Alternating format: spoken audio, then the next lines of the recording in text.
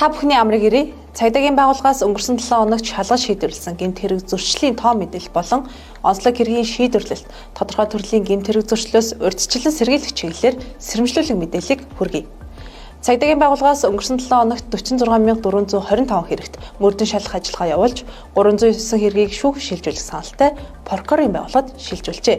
Бүртгэгдсэн хэргийг ангиллаар нь авч үзвэл хүний амь насыг хохироосон 9, бусдын биед халдаж хохирол учруулсан 119, хүний бэлгийн эрх чөлөө халдшгүй байдлын эсрэг 4, өмчлөх эрхийн эсрэг 100, олон нийтийн аюулгүй байдал ашиг сонирхлын эсрэг 3, хүрээлэн байгаа орчны эсрэг 10, хөлгөөний аюулгүй байдал тээврийн хэрэгслийн ашиглалтын журмын эсрэг 55, бусад төрөлд хамаарах 9 хэрэг байна. Өнгөрсөн 7 хоногт цагдаагийн байгууллагад зөрчлийн шинжтэй 81914 гомдол мэдээлэл бүртгэгдэж 76763 иргэний үйлдэлд зөрчин шалган шийдвэрлэх ажиллагаа явуулж дээрх нийт зөрчлийг шийдвэрлсэн байна.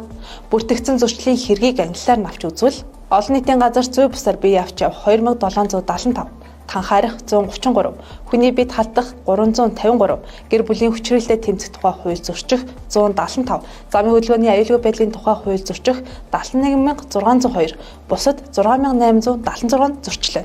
Дээрх 81914 зөрчлийг шийдвэрлэлтийн төрлөөр нь авч үзвэл шүүхээс баримтлах шийтгэл оногдуулсан 206, тээврийн хэрэгсэл жолоодох эрхгүй этгээд согтуурлах ундааны зүйл хэрэгэлсэн үедээ тээврийн хэрэгсэл жолоодож давтан зөрчил гаргасан үндслээр баривчилж эрх хассан 65, замын хөдөлгөөний дүрм зөрчсөн 356 иргэнийг торгож эрх хасах шийтгэл оногдуулсан бол 76130 иргэнд торгох шийтгэл оногдуулжээ. Мөн хүүхдийн эрхийг зөрчсөн 83 иргэнд 24 сая 900 мянган төгрөгийн торгуулийн шийтгэл оногдуулж, удаа дараа гэр бүлийн хүчирхийлүүлсэн 175 иргэнийг шүүхээр 7-оос 30 хоног барьжлуулах саналыг хөргүүлж шийдвэрлэжээ.